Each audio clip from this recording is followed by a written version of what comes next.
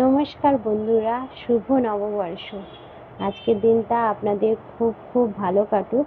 আর আজকের দিনটার মতোই আজ বছরের নতুন দিন, গোটা বছরটাও আপনাদের খুব ভালো থাকুক, আপনারা সুস্থ থাকুন, ভালো থাকুন এই কামনা করে আজকের আমি একটা ভিডিও শুরু করতে চলেছি।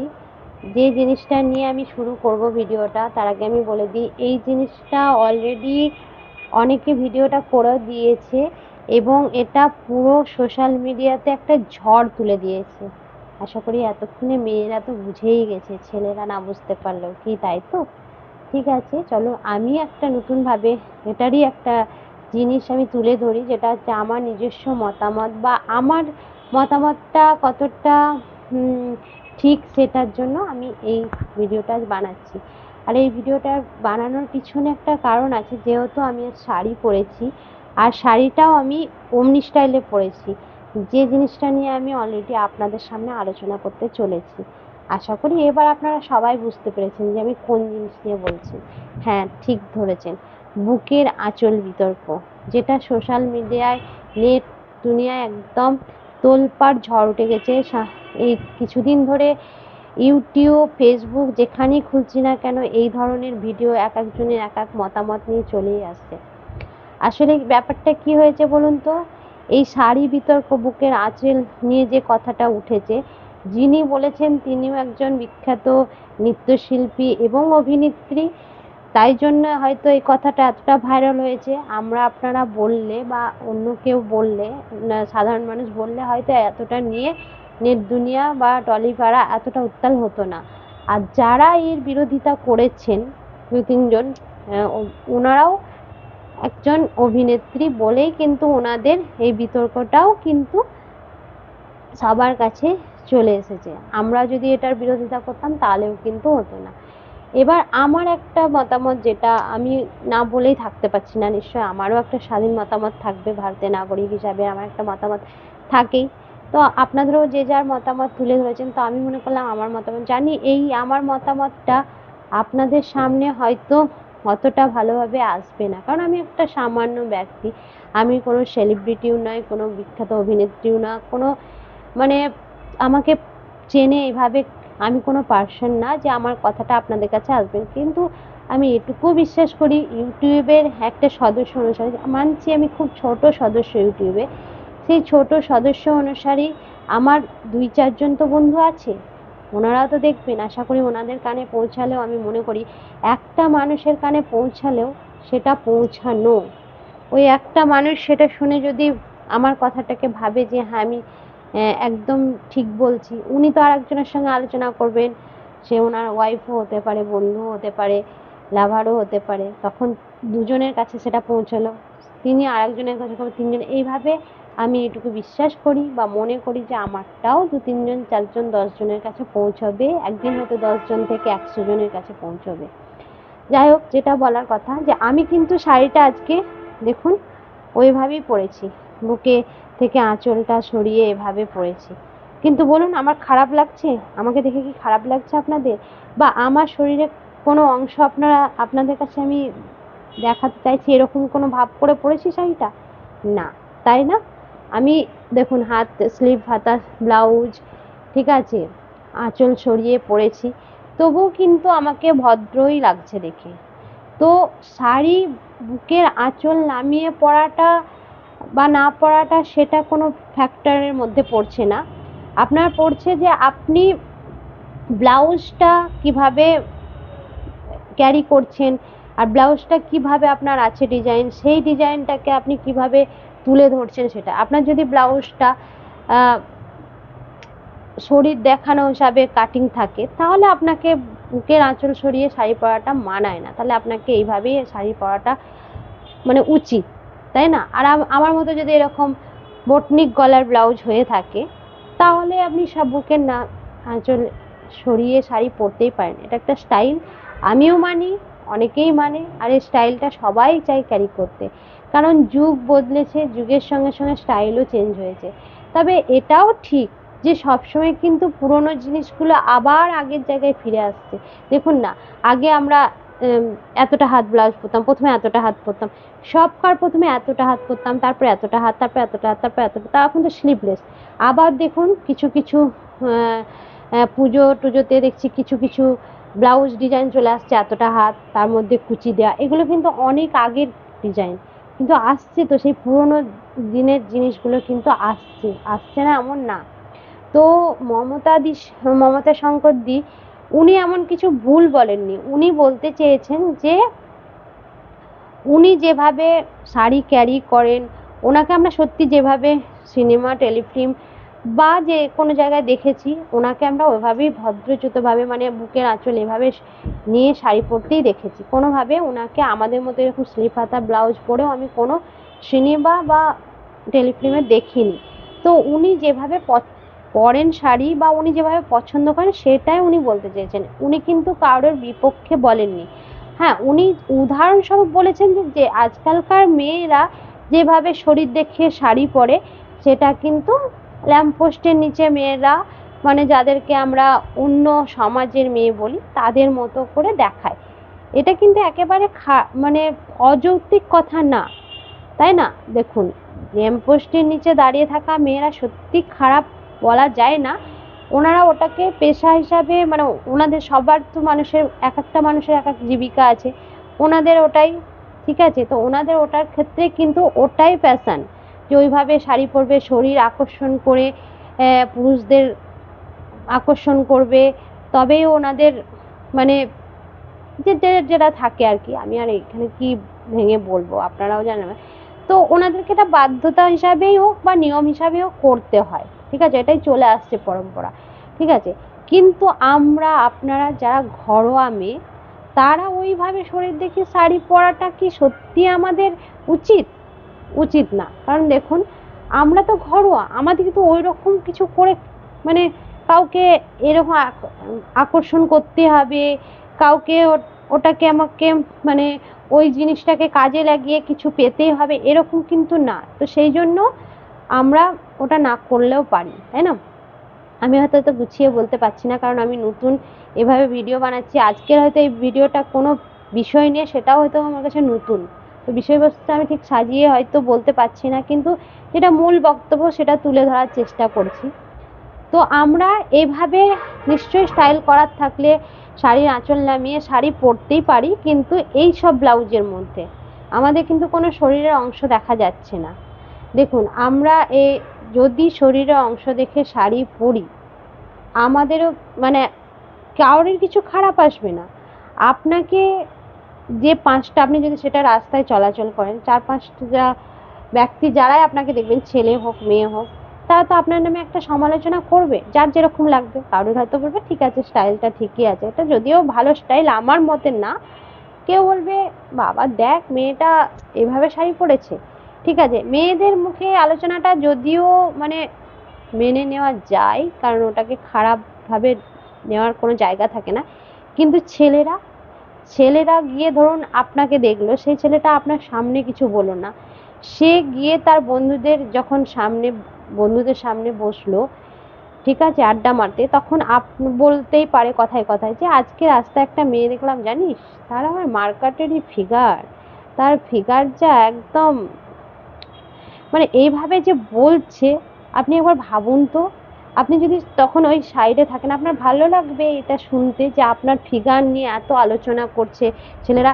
সেটা তো তারা খারাপ সেন্স নিয়ে আলোচনা করছে। এক একটা মেয়ে দেখেছি খুব খুশি হয়ে যায়, তা হ্যাঁ তোমার কি ফিগার, মার্কেটেরই ফিগার, আমার ফিগার নিয়ে অনেকে বলে, ঠিক আছে, তোমার ফিগার খুব সুন্দর, তোমার শাড়ি পরলে ভালো লাগে, কিন্তু আমাকে তাও কিন্তু শুনতে ভালো লাগে না যে ফিগার নিয়ে কি আছে আলোচনা, আমার ব্যবহার বলুক ভালো, আমার কথাবার্তা বলুক ভালো, আমি ঠিক আছে। তো এগুলো একটা ওরা আমাদেরকে আলাদা ইঙ্গিত দিয়েই বলার চেষ্টা করে, ঠিক আছে। তো আমরা যদি এই শরীরটাকে দেখে শাড়ি পরে রাস্তাঘাটে চলাচল করছি, তখন ওনারা কিন্তু বেশিরভাগ ছেলেরা যারা দেখছে আপনাকে দেখে এইসব খারাপভাবে নিচ্ছে, তারা কিন্তু মনে হচ্ছে না নিজের অজান্তে আপনার অজান্তেই আপনাকে রেপ করছে? কথাটা তো ঠিকই। সবসময় রেপ কিন্তু ওইটাই না যে আপনার শরীরে মানে যেটা রেপের মধ্যে পড়ে সেই রকমই কিন্তু না, চোখের ভাষা দিয়েও আপনাকে রেপ করা যায়। আপনাকে উলঙ্গভাবে সবার কাছে আলোচনা করা যায়, তো আপনি বলুন না সেটা কি আপনার জন্য খুব ভালো হচ্ছে? না। আচ্ছা বলুন তো, যে ছেলে আপনার শরীরটা এইভাবে শাড়ি পরা দেখে ভালো লাগছে, ভালোবাসছে, সে ভালো বলছে, সে একবার কি তার নিজের বউ, বোন, মাকে এই অবস্থায় দেখতে চাইবে?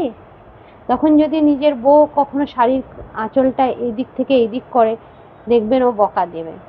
তো যে ছেলেটা আপনার শরীর দেখে আনন্দ পাচ্ছে, সে কিন্তু তার বউয়ের শরীরে মানে শরীর সবসময় ঢেকে রাখারই চেষ্টা করবে, ঠিক আছে?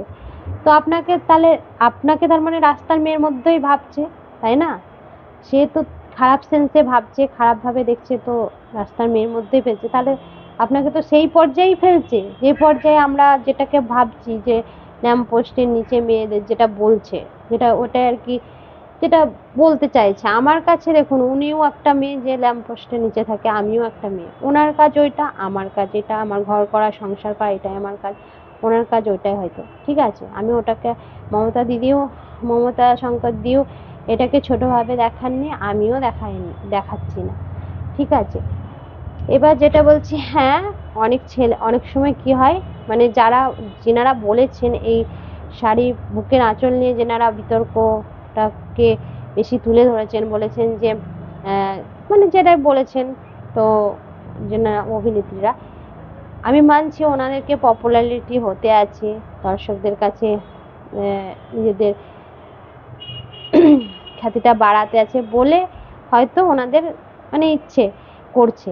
কিন্তু দেখুন, আজকালকার যুগে সত্যি অনেক ছেলে হয়তো এইভাবেই পছন্দ করে। কারণ দেখুন, যখনই দেখবেন একটা ভালোই তো প্রজাপতি সিনেমা মুভি যখন রিলিজ হয়েছিল, তখন কিন্তু পাঠান মুভিটাও রিলিজ হয়েছিল, আপনাদের সকলের মনে আছে, তাই তো?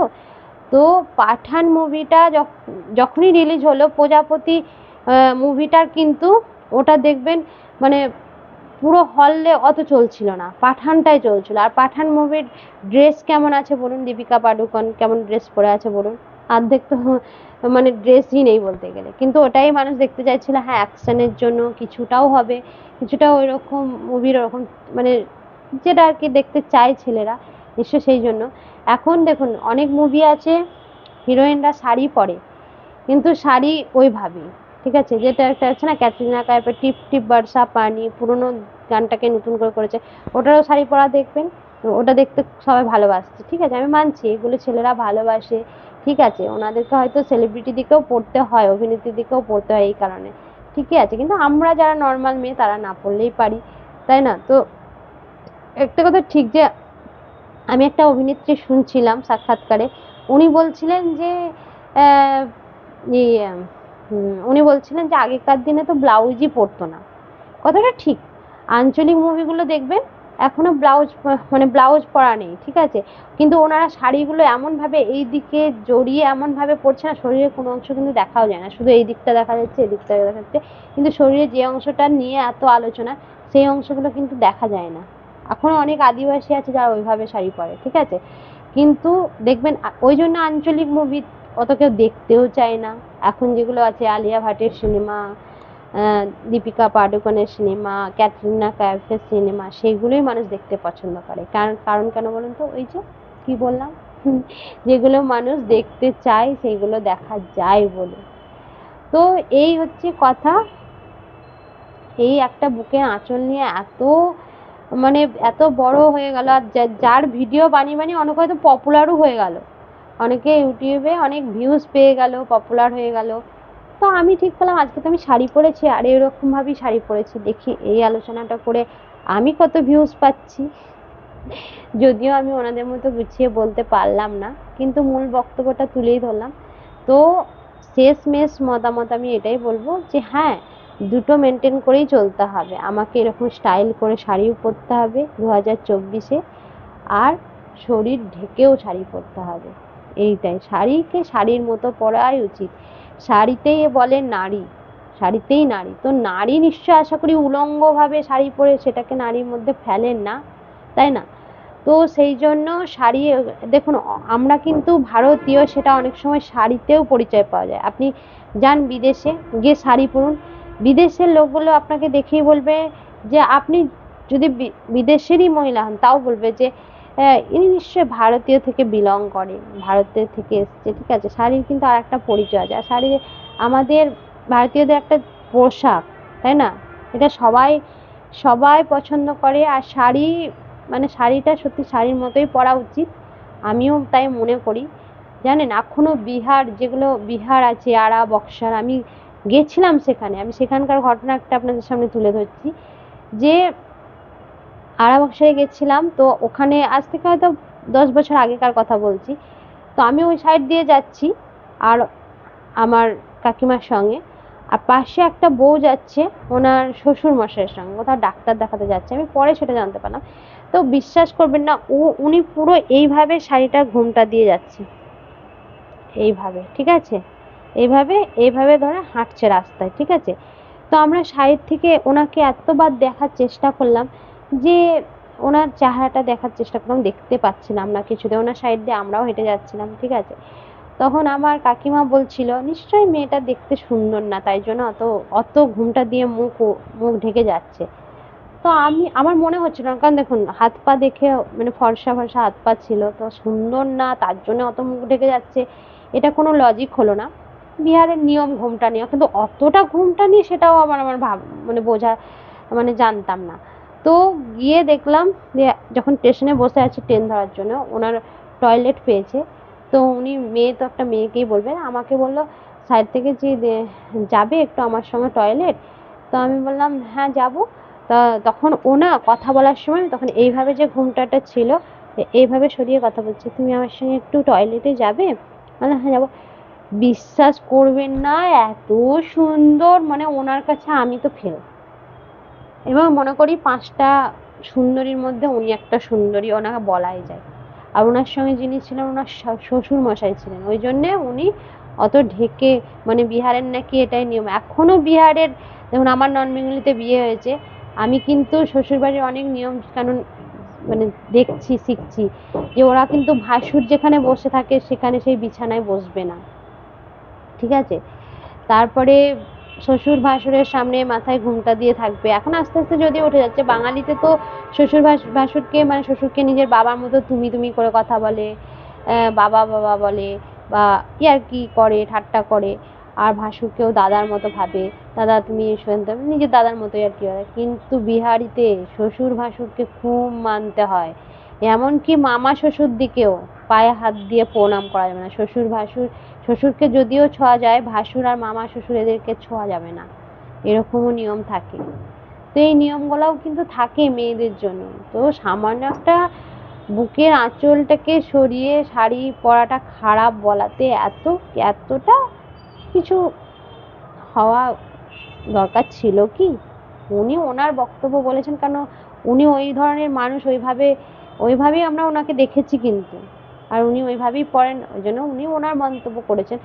তো ওই যে বলে না, পড়লো কথা হাটের মাঝে, যার কথা তার বুকে বাজে। তো যারা এগুলো গায়ে মেখেছে, আমি তো মনে করব ওনারা নিজেকেও খারাপ ভাবেন, যে এইভাবে শাড়ি পরছি মানে আমাকে খারাপ মেয়ে লোকে বলছে বলে ভেবেছেন, বলেই কিন্তু ওনারা এগুলোর প্রতিক্রিয়া দিয়েছেন, ওনারা এগুলো নিয়ে মানে রাগারাগি করেছেন, এটাই হচ্ছে কথা। যাই হোক, অনেক বললাম। আজকে প্রথম বোধহয় আমি এত বড় বসে এতক্ষণ এত ভিডিও বানালাম। এর আগে দুটো একটা ছেড়েছি, যেটা আমার অভিমানের কথা ছিল। তো আপনারা সবাই ভালো থাকবেন, আর আমার এই ভিডিওটা কেমন লাগলো অবশ্যই কমেন্টে জানাবেন। বাই।